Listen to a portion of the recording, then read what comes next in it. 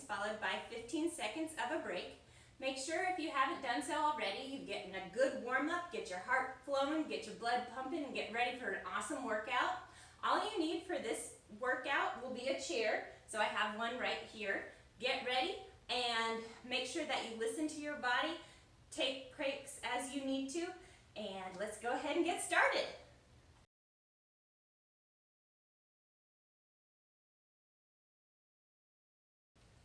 So the first exercise is crescent kicks. You're going to start kicking around your chair like so. If you want to modify, you're down low, you're kicking around the base of your chair. You're kicking and using your abs to get your leg up and around. If you want to make it more challenging, you can use the top of your chair to kick around. And again, you can play with the pace. So if you want to make it really hard, you can kind of go faster. Or if you're kind of in the mood for a slower workout, you can go slower and just kick around the base.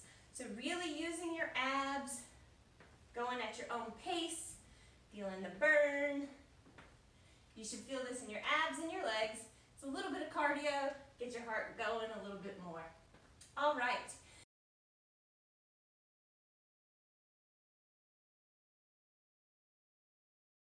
The next exercise, the second exercise, is sit to stand. You're going to sit in the chair and stand back up.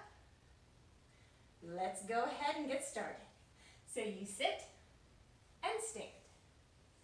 And squeeze your glutes back, knees in line with ankles, shoulder blades back.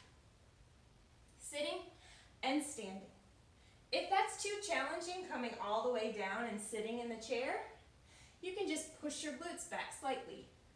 That's going to protect your knees a little bit more, really focusing on pushing your heels down into the ground and breathing. Again, you can take it up a notch. Try not to just tap your butt to the seat. Try not to sit down. That'll make it a little bit more challenging, increasing the time that you do it. All right. 15 seconds of break.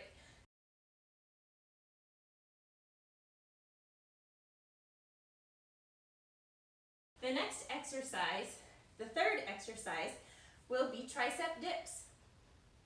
We're going to go ahead and come down, grab a hold of the base of the chair, and you're going to bend your elbows and come back up.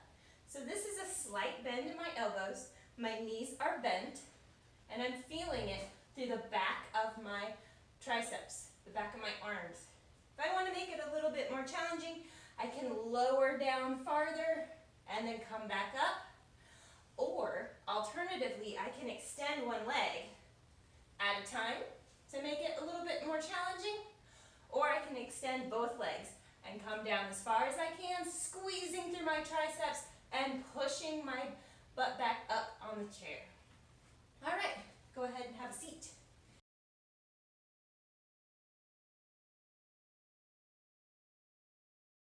Final exercise, the fourth exercise, will be captain's chairs. You're going to sit in your chair, hinge back slightly, grab the base of your chair, and you're going to pull your knees up and lower back down. We'll go ahead and get started. So you're going to pull your knees up and lower back down. This is a higher modification, so both legs. If you want to make it slightly easier, you can grab one leg up and down, and the next leg up and down. You're using the small of your abs below your belly button to lift your legs up, engaging your core, and really working on those lower abdominal muscles. So we'll try both legs again. Tapping your toes down, really hinging back into that captain's chair. Breathing, inhaling down and exhaling up. All right. All right, thank you guys for joining me. My name was Jennifer. This was circuit training. If this is the end of your workout, make sure that you get in a good cool down, do some active stretching. Make sure to follow us on Facebook and YouTube at Georgia State University Recreational Services.